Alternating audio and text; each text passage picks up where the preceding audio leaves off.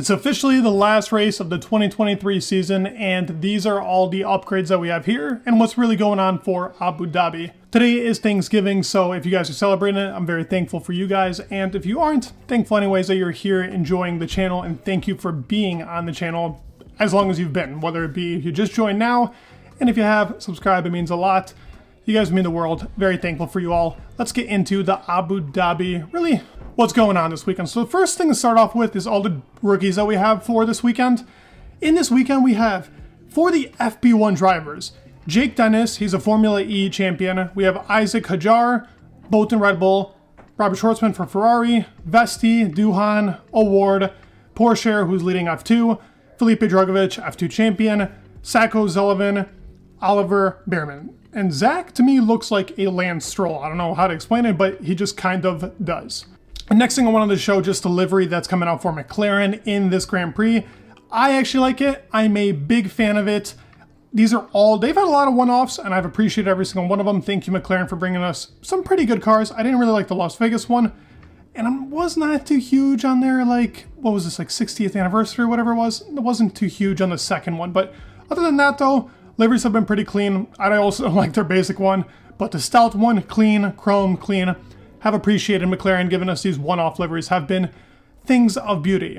Let's get into the upgrades. And speaking of upgrades, the sponsor of today's video is NordVPN. NordVPN is a service provider that keeps you safe while traveling and browsing the internet. My favorite thing to do with NordVPN, and what really lets me make these beautiful videos, is the feature where you're able to change your IP address to a different country. This works out perfectly for me because I live in America, but if I was ever to visit the UK, it would work there as well. While here in America, Sky Sports loves to block content, but with NordVPN, you click the button, and as simple as that, I'm able to now view the Sky Sports video. This actually helps me a lot with Formula One because there is so much Formula One content on Sky Sports.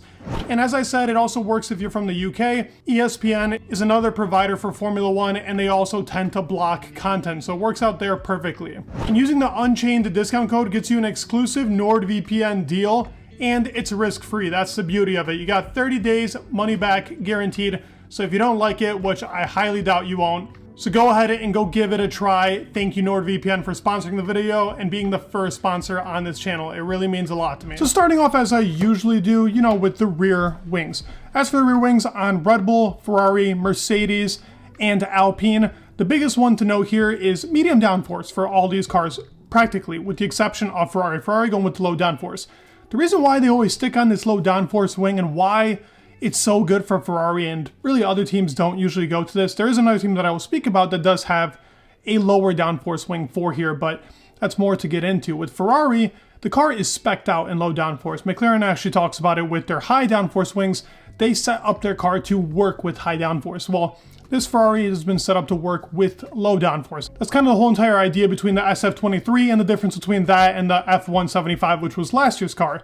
It's that this one's low downforce spec, the other one was kind of medium to high downforce, so they didn't have the straight line last year, but they had a very good car in the corners. Now it's kind of opposite, but with the new floor that came in Japan, they've kind of gone and fixed that. It's now a more balanced out car. It works in different conditions, and that is a good thing for Ferrari. But yeah, one of the only cars here with a lower downforce rear wing in comparison to its other competitors.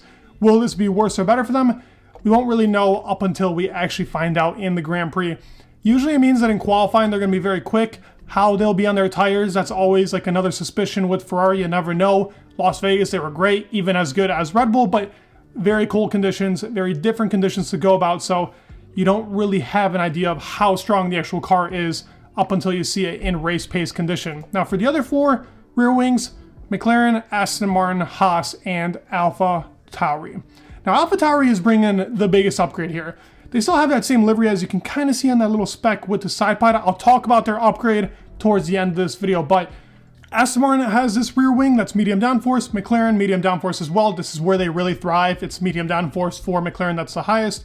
Haas, the butter shredder, they also have medium downforce, and Alphatauri also medium. So nothing really much there to note. Williams and Alfa Romeo, if you look at them quickly, Alfa's last race as Alfa. Pretty sad. I love the Alfa Romeo badge that they had. If I had to say my favorite livery or car that I've seen from them, I think it was the 2021 version. That livery was phenomenal, like literally beautiful. That's definitely my favorite livery on the car. And the car in general was pretty good looking. I loved it in 2023. Too bad it's not been a good car, but they will be dearly missed, definitely. But now it'll be a Sauber team, so maybe we'll get more interesting liveries onto the car. They did bring a front wing upgrade here, which is yet to be documented. This is their current front wing. It feels like these upgrades are not getting pictured today. We'll get them on Friday, so there will be more stuff to talk about on Friday, but just to get you briefly into this.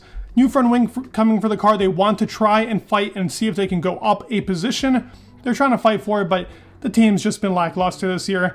Very interesting team with very little actual progress throughout the whole entire year. And now Aston Martin has two different rear wings. They have Alonso's rear wing and Stroll's rear wing. Stroll is less downforce, Alonso's is higher downforce. While it might not look like it, he's got the gurney flap on it. It's a bigger rear wing. It's got a bigger dip down below. Stroll's is this lower downforce rear wing. And what they're probably going to go for, last year they went for a lower downforce rear wing. The car wasn't optimal for Abu Dhabi. It wasn't working as good as they thought. They went with the wrong strategy. That really put them in a bad place. This year, trying two different specs. They do have Felipe Drugovich, I think, taking Alonso's car, so this will probably be ran between FP1 and 2, just to see what is the best optimization that they can make for this car. This is kind of the biggest thing, is those rear wing end plates. Like towards the end, you can see the biggest difference between them and what gives them the downforce and what doesn't, and where the air is going towards more. With the lower downforce rear wing, you have the air kind of outwashing towards the side of the car, and the opposite is done for the car with more downforce. As you can see, beam wing like this for McLaren. This isn't an upgrade, but this is kind of what you should expect with these teams. They're so good in this medium downforce spec. While this is kind of a track that has both low speed and high speed, they should be pretty strong overall on this track. To me, they're favorites here, with the exception obviously of Red Bull. They're the team that I think will be competing with Red Bull.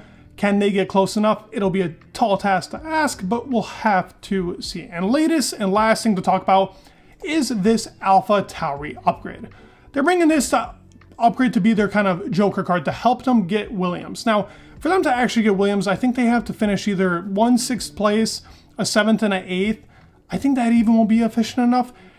It's going to require a lot. It's going to require a lot for them to actually get into the point where they can actually be 7th place. It's going to be tough. It really is, but the floor and what to look at, this is their previous floor. This is the floor that is on the car right now. Tomorrow are the pictures that we're getting for the floor. I've been waiting, nothing yet, but this is the current floor. Now, when you're looking at this, biggest thing to note, this floor is supposed to be representative to the RB19. What does that mean? I can explain to you very briefly that the Venturi tunnels in the front of the car, as you can see, are short. You look very closely to the Mercedes car. They have a lot of these kicks. Now, kicks are just supposed to be vortexes getting sent towards the back of the car, shredding the drag of the air going towards the back to give you more top speed. This car has not been good in top speed, actually very abysmal in top speed. Las Vegas come to prove that, but they've been able to lower their car with their new rear suspension. Spoke about that. So a new floor coming can now be in unison with that rear suspension, lowering and more, longer Venturi tunnels, kind of like the RB19. That is what I'm expecting with this upgrade. There will be more shots of this now tomorrow. It's underfloor and upper floor. You know, the Red Bull has not the most exquisite upper floor. It's really the underfloor that's kind of giving them this full out downforce. So that's where I expect Alphatauri to make the change and where this car will really thrive. They're going for that 7th place. Will they achieve it? I'm not sure. It's going to be a tough ask, honestly. Last thing I wanted to get into right before getting into our Grand Prix weekend is Dan Follow says that Aston Martin's in a good position to win races in 2024. Talks about working next year's car, already having kind of like an upgrade plan. They have that little breakup coming, but it's non-stop for the team, and they're expecting a lot better of a car for the AMR 24. And that's really it. These upgrade videos will be back obviously next year. My favorite videos to make, and I hope you guys enjoyed. Thank you all so much for watching. Please leave a like, subscribe. It would mean the world, and peace.